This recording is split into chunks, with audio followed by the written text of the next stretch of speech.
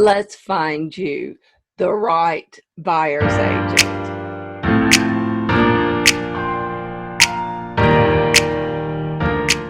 Welcome to my home buying process series with Jana May, and thank you so much for watching. Buying a home is a major purchase. Don't you agree? You will want a realtor who will calmly and efficiently guide you through the home buying process, and you will want an experienced negotiator. So where do you find that realtor? Zillow, Trulio, Realtor.com, HomeLight. There is a plethora of website and internet resources for you to find realtors. However, how do you know if it's the right one for you? There are good realtors on those websites, but did you know that they pay a hefty amount for that exposure? Yes, any agent can be a premier agent if they're willing to pay for it. Not all real estate agents are created equally. Some will say, do the right thing and sign right here. Now is the time to buy. You don't want to wait another day. You will want a real estate agent that will listen to you and take your best interests to heart. This is a major purchase you will be making. So I bet you're asking, what is the difference between a real estate agent and a realtor? I'm glad you asked. In order to work in the profession of helping people buy and sell property, that person must have a real estate license in their state, and that person is a real estate agent. So what's a realtor? The difference between a real estate agent and a realtor is a member in good standing of the National Association of Realtors, which is the largest trade organization in the United States. Realtor is a registered trademark, and it's some serious stuff. But seriously, realtors are held to a higher code of ethics and standards. And what is really important to you is that realtors have access, only realtors, to the multiple listing service. And the multiple listing service is where realtors enter their houses for sale, and that gets syndicated to Zillow, Trulia, Realtor.com, agent websites all over the world. So you want a realtor who has access to the multiple listing service to find the house for you. Here are some tips to help you find the realtor that is just right for you. Tip number 1, do some online research. Look at the reviews. Are they good? Check out their social media, both personal and professional.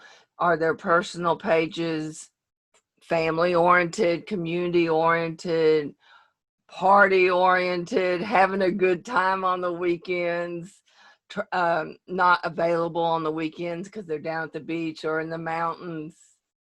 We all deserve a good time on occasion, but realtors know we work weekends to accommodate our clients.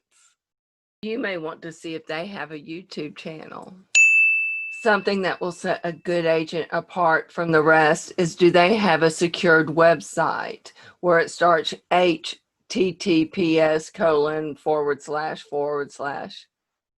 JanaMayDreamHomes.com. Do they have home searching capabilities on their website that is secured? And what happens to your information as long as it stays with that realtor and their website? Also, do they blog on their website, talking about local information, community events, and not canned blog, actual authentic information? Tip number 2, easy. Ask your friends for a recommendation and family, because that's how you're going to know if that realtor is good. If that realtor is good enough to refer them, then they're good. Tip number 3. Real estate agents do a lot more than just unlock doors to show you houses. So it's very important that you interview agents and not go with the first agent you meet. Again, purchasing a home is probably your largest asset. So you need a trustworthy and reliable real estate agent to guide you through the process. Attending open houses is a great way to meet several realtors. Take 2 to 3 hours on a Sunday afternoon and go look at houses that are being held open in the areas that you're interested, and you'll be able to meet some great realtors. Tip number 4. Did the agent invite you to their office for a buyer's consultation? This is a very important meeting, and it shows professionalism on the agent's part. This is a great time to get to know each other and to discuss your needs and what you're looking for in a home, and start home shopping on the multiple listing service. Also, there's a lot more attention paid to you and your needs at this buyer's consultation than during house showings, because when you're showing a house, there's distractions and you're more focused on the house than discussing your needs. Tip number 5. Find out if the agent is full-time or part-time. This goes without saying, and I'll let you decide. Tip number 6. Find out how long they've been in the real estate business. If they're fairly new, don't judge them, because we all have to start somewhere. But if they have been in the business less than a year, ask them if they have a mentor. Do they have someone to guide them? And you may want to meet that mentor as well. Tip number 7. Use an agent who specializes in the areas that you are interested in purchasing a home. A local expert will have a lot more knowledge on pricing in those areas. Tip number 8. Ask lots of questions. You want an agent who will answer your questions and answer in a way that you understand, and not use all the real estate agent terminology and legalese. Like, what's a recad? Tip number 9. Ask the agent how often and in what way they will communicate with you. A good agent will ask you how and when you want to communicate. How will the agent inform you of properties that have just hit the market that fit your criteria? Realtors can set up a search on the multiple listing service or through their website, where automatically you receive an email letting you know when a house just hit the property, status change, price reduction, or price increase. I don't know why anybody would increase a price. Anyway, they do. Also, ask them if they're monitoring those properties that you're receiving. Ask the agent if they require notice and how much notice to view properties that you would like to see. Tip number 10. Let's talk dual agency. Dual agency is when you are working with the realtor who also represents the sellers of the house that you are purchasing. This can get tricky, as the agent has fiduciary duty to the sellers. And if you sign a buyer's agency agreement, she or he will have fiduciary duty over your best interests as well. This puts the agent in the middle of the seller and of the buyer. The agent needs to be professional and experienced. Can't believe I'm saying this, but it is best for you to have your own representation. I have been a dual agent in several, in fact, many transactions. However, there's been a few where I just felt that the parties weren't being represented well because they kept asking me, what does one party want?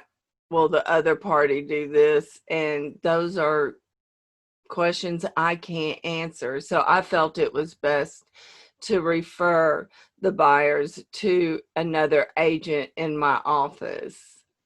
And it turned out to be a wonderful transaction. Saying that, another form of dual agency is when an agent of a broker it represents the sellers, and that same broker but a different agent represents the buyer. That is also dual agency, and in that case the two agents cannot share confidential information about what the seller will do, what will the buyer do, what do they want. You know what I mean? Tip number 11. Is the agent part of a team? If so, you will want to know who you'll be working with primarily during the shopping for houses. In a team situation, you will have like the head agent, and then that agent will assign a showing agent or a buyer's agent. If that's the case, ask to meet that agent, because you will need to feel comfortable with that person, because you'll be spending a lot of time with them. And normally in a team situation, the head agent will do the negotiations and the major parts of purchasing a house. The buyer's agent and showing agent will just walk you through the house, and it varies with different teams. But find out how the team is structured. Tip number 12. Ask about the agent's fees. By way of disclosure, the Sherman Antitrust does not allow real estate agents and brokers to set a commission amount straight across the board. Normally, buyers do not pay for their agent's compensation, as the realtor commission is usually included in the purchase price of the home. However, there are some sellers who refuse to pay for the buyer's agent's compensation.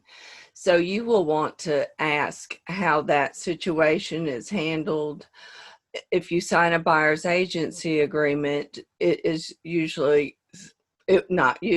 will be set out in that buyer's agency agreement the amount of commission that you will pay, and it's either percentage of the purchase price of the house, say 3%, or it's a set amount that will be paid at closing. And also, you will want to ask your lender in advance how this is handled, so you are not having to come out of pocket.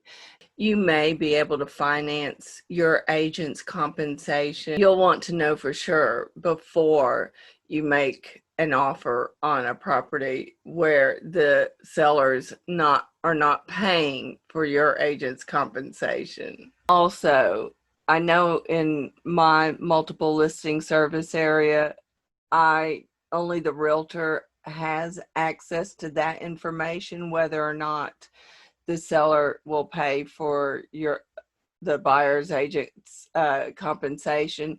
So a good realtor or real estate agent will let you know before you view a home of the situation whether or not the seller will pay their compensation.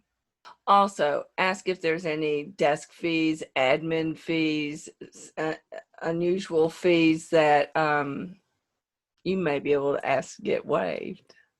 Tip number 13. Does the agent walk you through the home buying process? And does the agent explain the documents that you are signing? And this is starting from the buyer's agency and all the disclosures you sign when you first meet with them. And are you comfortable with the documents you signed and that you have an understanding? Do not just sign documents where they point here, initial here, sign here. You need to know what you are signing because it is a legal document. Tip number 14. Do you feel comfortable with that agent? Because this is someone you're going to be working with very closely, and you need to feel comfortable in communicating with them and letting them know your needs. And tip number 15. Okay, you found your agent. Yay. Um, and you signed a buyer's agency agreement, so that agent has fiduciary duty over your best interest. Has that agent asked you or referred you to lenders? A good agent is a busy agent, and a good agent will want you to be pre-qualified, to know how much you can afford, and so that you don't find the house of your dreams and then you can't buy it. That's heartbreaking. Also, sellers do a lot of work in preparing their home for showings, and they're running around putting away laundry and getting everything ready just for you. And sellers expect realtors to show houses to only pre-qualified buyers. So it's important to get pre-qualified before you start shopping for homes. Thank you so much for watching. If you found this video to be helpful and enjoyable, please hit like, subscribe, and that little notification bell so you'll be notified every Thursday when I upload a new video. And if you didn't watch the first video, here.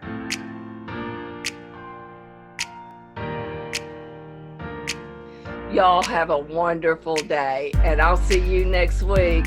Bye, y'all.